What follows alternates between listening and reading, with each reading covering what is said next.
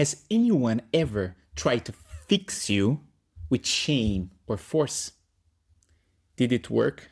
Here's the thing. Many Christians try to help their family, their friends, the people they love most through force or shame. And they do this with good intentions. But how do you think God actually tries to help people, his children? In this video, we're going to explore that question. And to do that, we're going to look inside one of the most familiar stories ever told. You have probably heard it, the parable of the prodigal son. But here's the problem with familiar stories. Familiarity can be the enemy of understanding. When we think we already know something, we stop really listening to it. So here it goes. A young man walks up to his father and basically says, "Dad, I'm done with this life. I'm bored. I want my inheritance now, and I don't want to wait until you die." Now, what the son was saying was almost unthinkable. It was basically, "I wish you were dead." But the father gives it to him anyway. After all, he's a son and not a prisoner. The son takes the money, goes as far as possible, and spends everything on fake friends and destructive lifestyle. When the money runs out, a crisis hits the whole region, and this young Jewish man ends up doing the worst possible job he could ever imagine: feeding pigs. He's so hungry, he looks at the pig's food and thinks, that actually looks good right now. But his boss won't even let him have it. And then verse 17 says something very specific. He came to his senses. He gets up and starts to go back to the father's house. This moment he came to his senses is often preached as the moment of repentance, the moment he realized he did something wrong. But look carefully at what actually goes through his mind. And there are 2 points I want to talk about. Number 1, he is being selfish. He doesn't think about his father, he thinks about himself. He said, "How many of my father's hired servants have food to spare, and here I am starving?" He's not thinking about his mistakes, but about how he can get out of the hole he dug for himself. But if you continue reading, you will see that the father is okay with that as a first step. The father is not demanding full maturity from the son right now. He's just happy to start restoring the relationship that was once lost. And there's a second point here. The son had only some basic understanding of who the father actually was. His picture of the father is distorted. He knew that the father was not the kind of man who would let people go hungry. He knew the father was not the kind of man who would humiliate him even further. And that small, imperfect understanding of the father's character was enough to make him get up and start walking home. And that's extremely important. The picture you have of God will influence the decisions you make. If you have a distorted picture of who God is, if you think he's waiting to punish you, to shame you, to say, "Well, I told you so," you will never get up. You will stay in the pig pen for a long time. But if you know, even a little, that the Father is good, that's enough to start the journey back. So the son starts walking home, rehearsing his speech the whole way. "I'm no longer worthy to be called your son. Make me one of your servants." Now here's what I want you to notice about that speech. And this is why he doesn't really understand the father yet. The son is still operating from a very specific mentality, a mentality of shame, achievement, and earning.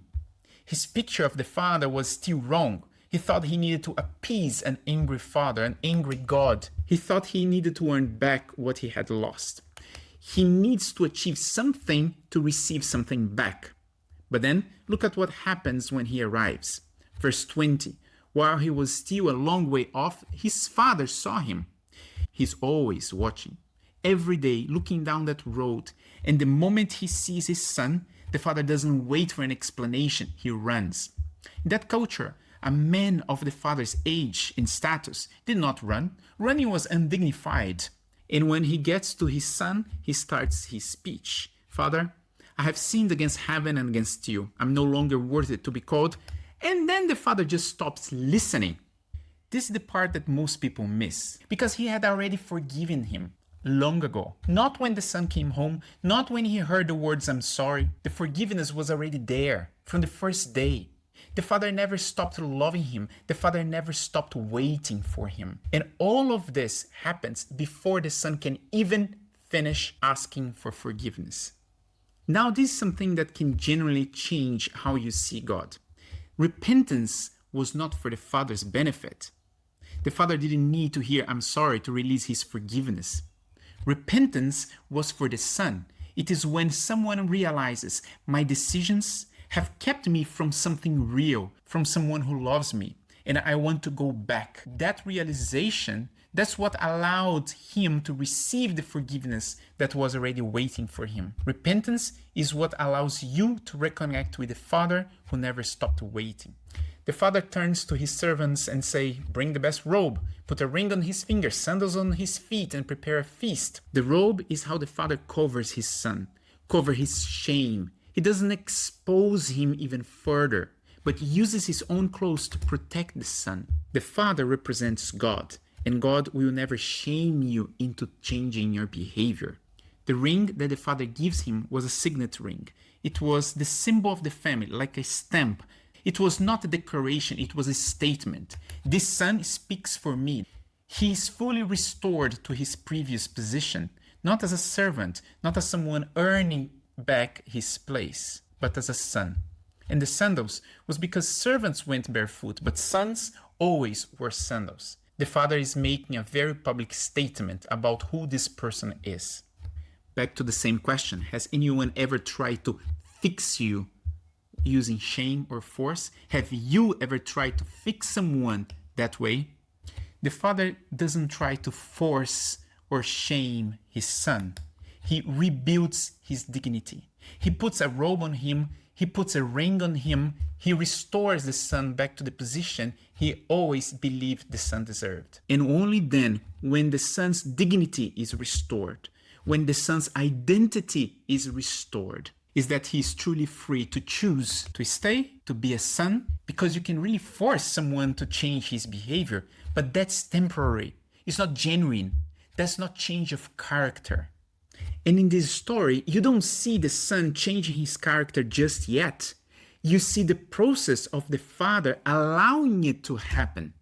And that's how God tries to change people. Not through force, not through shame, not through exposure or punishment, or making someone feel so small that they finally comply, but by rebuilding who they are, self-respect, dignity, identity, and then giving them the freedom to choose. It's funny to see that this story is not so much about the son. The story is about the father and how he will welcome you back, even if you're not 100% where you should be.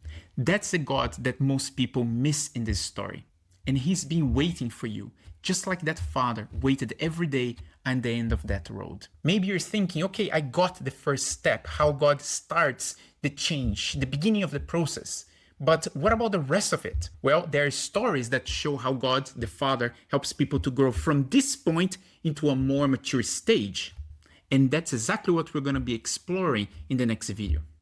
By the way, if this is your first time here, and it probably is because this channel is super new, my name is Daniel. And this channel is basically my attempt to find things in these Bible stories that most people walk right past, and how we can, through them, have a better understanding of God, ourselves, and our relationships with other people.